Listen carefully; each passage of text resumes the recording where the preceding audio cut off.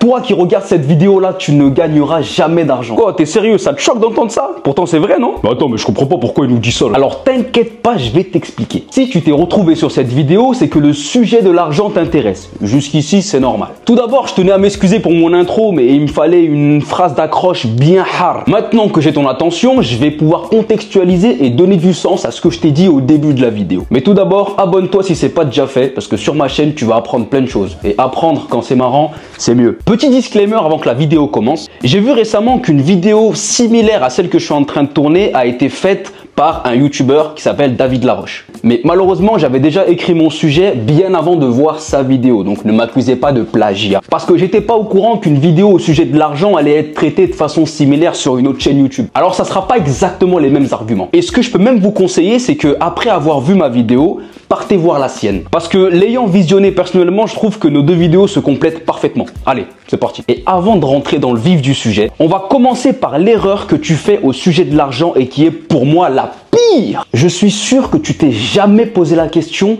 l'argent, qu'est-ce que c'est? Elle paraît bête ma question, hein. Mais attends, tu vas voir. Si là maintenant je te demande ce que c'est que l'argent, au mieux tu vas me formuler un truc du style, ouais, l'argent c'est une monnaie d'échange universelle. D'accord? Ok, vas-y. Mais qu'est-ce que ça représente pour toi? Pour certains, c'est la sécurité, payer le loyer, nourrir sa famille. Pour d'autres, c'est un pouvoir ou un statut social. Ou encore la liberté de choix, le temps libre ou bien une réalisation personnelle. Et toi, qu'est-ce que l'argent représente vraiment pour toi? D'abord, qu'est-ce que l'argent tout court? L'argent, c'est un outil et non une fin. L'argent, c'est un moyen d'échange qui permet d'obtenir ce qu'on valorise. Le temps, la liberté, la sécurité, l'expérience. L'argent, c'est une énergie neutre. Parce qu'en soi, les thunes, c'est ni bon ni mauvais. C'est l'usage qu'on en fait et l'intention qu'on y met qui compte finalement. Et pour finir, l'argent, c'est le miroir de nos croyances. Faut savoir que ton comportement face à l'argent révélera toujours tes croyances profondes. L'abondance contre le manque, la peur contre la liberté. Et c'est ça que je voulais te dire tout à l'heure. Tu ne gagneras jamais réellement d'argent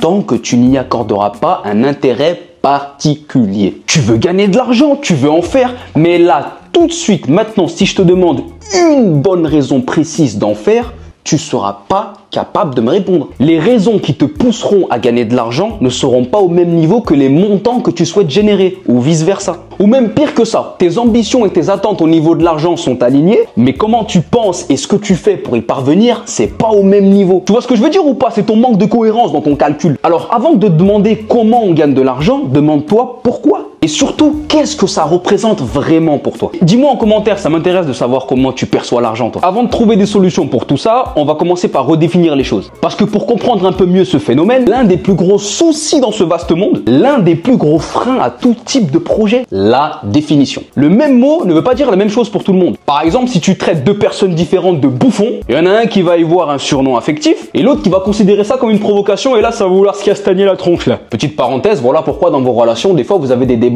épuisants et des débats de sourds. Sur Terre, on voit tous les mêmes choses, mais on les interprète différemment. Voilà pourquoi le principe de définition est si important et il doit t'accompagner toute ta vie dans tous tes projets. Avant de courir après l'argent, pose-toi la question pourquoi t'en veux. Gagner de l'argent sans avoir une vision, c'est prendre un risque d'un vide en fait, d'un vide intérieur. Beaucoup de gens se battent pour en gagner, mais sans vraiment savoir ce qu'ils veulent vraiment en faire. Par exemple, t'as beau vouloir gagner 10 000 € par mois, mais si ton pourquoi c'est faire comme les autres, tu risques juste de te lasser. Ok, bon, maintenant qu'on a bien redéfini l'argent, ce que c'était pour toi, actuellement, cet argent, t'en fais quoi?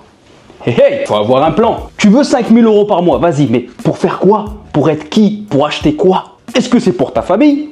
Pour t'acheter du temps libre? Ou bien pour prouver quelque chose aux autres? Si tu ne poses pas ton pourquoi dès maintenant, même avec plein de zéros sur ton compte, tu risques de courir dans le vide total. Enfin, je veux dire que tu sais pas quoi en faire de façon précise. Et j'insiste sur le terme de précision. Parce que c'est facile de dire je mets mes proches à l'abri, j'investis dans la pierre, moi je profite un peu, j'aide ceux qui ont besoin. Non, non, non, non, non, non. C'est une très mauvaise réponse. Et je vous vois venir, hein, les mécréants et les religieux, t'as ChatGPT là qui vont me sortir. Ça sert à quoi d'avoir un plan si dans tous les cas on peut pas savoir de quoi est fait demain? Tout est écrit, le meilleur plan c'est le plan de Dieu.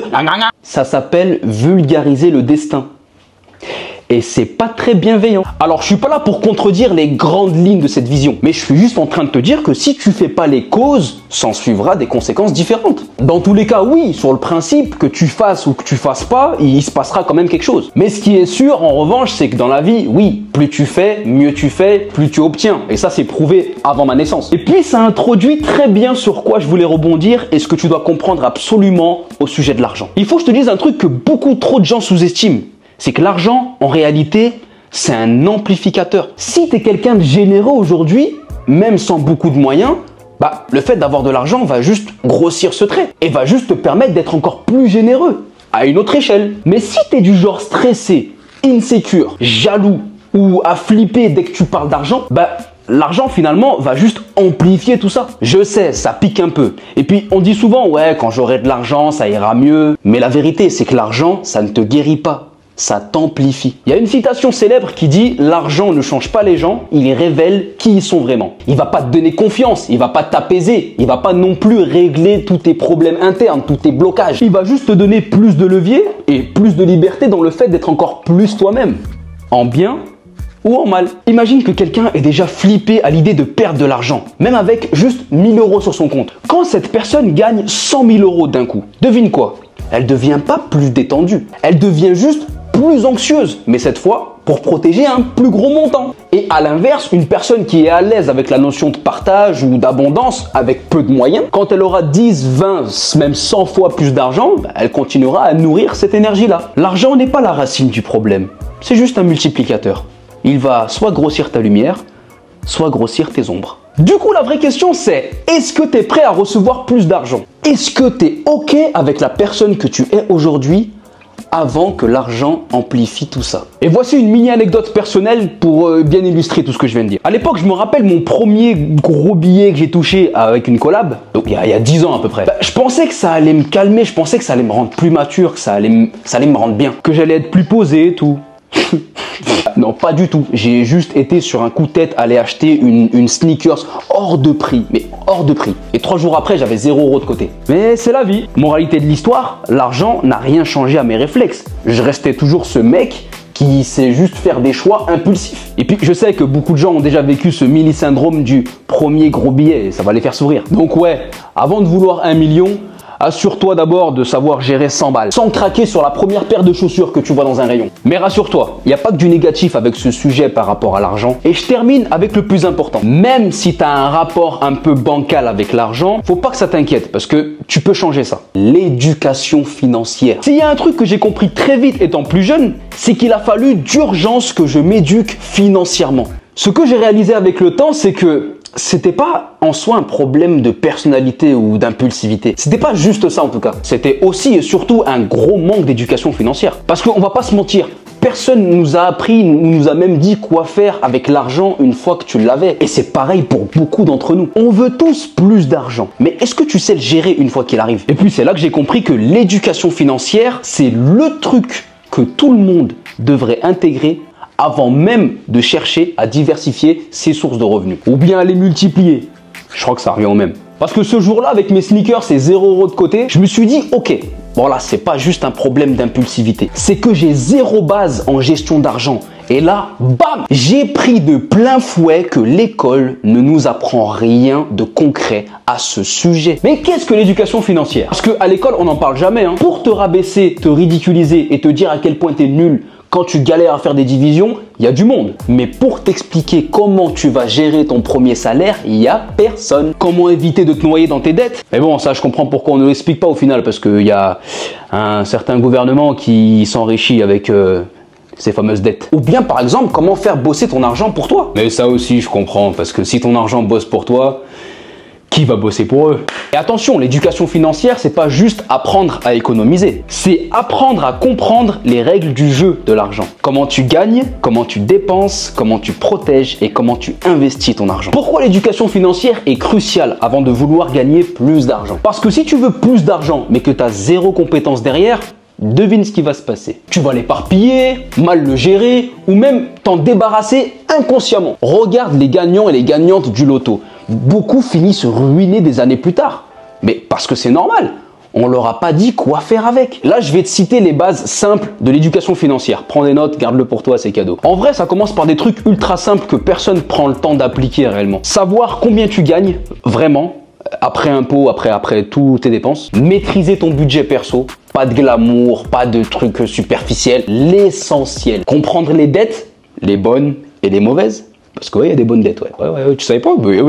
Eh, comment ils font tout cela là-haut? Apprendre à épargner intelligemment. Alors ça veut pas dire coffrer, tout mettre de côté, se serrer la ceinture, se faire du mal. Et surtout, investir dans toi-même avant d'investir dans n'importe quoi, mon pote. Et le mindset à te poser, c'est que l'argent, c'est un outil, certes, mais l'argent, c'est un jeu. Et quand tu comprends les règles du jeu, t'arrêtes de subir. Parce que quand on arrivera là, tu chercheras plus juste à gagner de l'argent, mais à comment le gérer et comment le faire fructifier. Et ça, c'est la vraie liberté. Savoir que peu importe combien tu gagnes, tu as les skills et le mindset pour ne jamais plus te retrouver à zéro. On veut tous gagner de l'argent, mais l'argent, c'est comme une voiture puissante.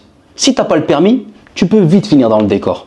Alors l'éducation financière, c'est ton permis. Et maintenant, laissez-moi faire une parenthèse qui me tient à cœur et très importante sur les blocages autour de l'argent, psychologique ou bien culturel. En France, on dit par exemple que l'argent c'est tabou, beaucoup de culpabilité, beaucoup de méfiance, richesse est égale à arrogance, alors que dans d'autres cultures que je ne vais pas citer, parler d'argent c'est parler de succès ou parler de réussite. T'as certains blocages invisibles liés à l'argent. Mais si on allait encore plus loin, avant même de chercher à gagner ou à mieux gérer de l'argent, il y a un truc qu'on oublie souvent, les blocages inconscients qu'on a avec l'argent. D'où viennent ces blocages? Parce que ces blocages, on ne les crée pas seuls. Ils viennent soit de notre éducation, soit de notre environnement, soit de notre société. Combien d'entre vous ont grandi avec ces phrases-là?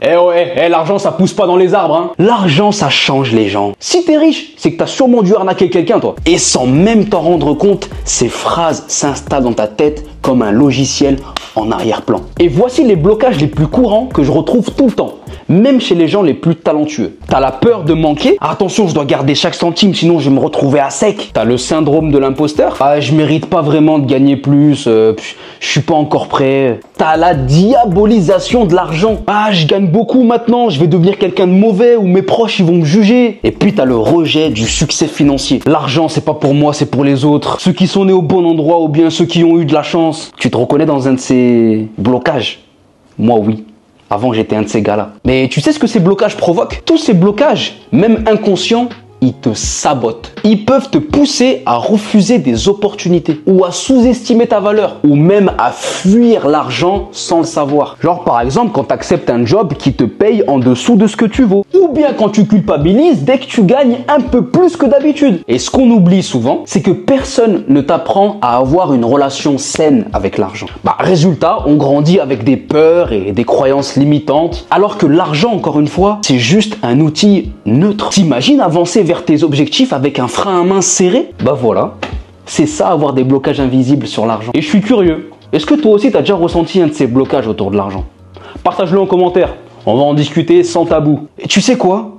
C'est là que j'ai compris que l'argent, c'est pas juste des chiffres sur un compte, c'est un miroir. Un miroir de comment tu penses, comment tu agis, même quand t'en as peu. Et si t'en veux plus demain, sois déjà aligné avec qui tu es aujourd'hui. L'argent c'est neutre. C'est juste du carburant. Mais si ton moteur à l'intérieur il est déréglé, même avec le plein, tu vas pas aller loin. Avant de chercher combien, demande-toi toujours pourquoi. Alors maintenant je te pose la question, qu'est-ce que tu veux vraiment amplifier dans ta vie avec l'argent? Dis-le moi en commentaire, je vais tout lire et je vais essayer de répondre à tout le monde. Et si cette vidéo t'a parlé, n'hésite pas à liker, à t'abonner et on va continuer à creuser le sujet ensemble. C'était Rino, à la prochaine pour une autre vidéo. Bye bye.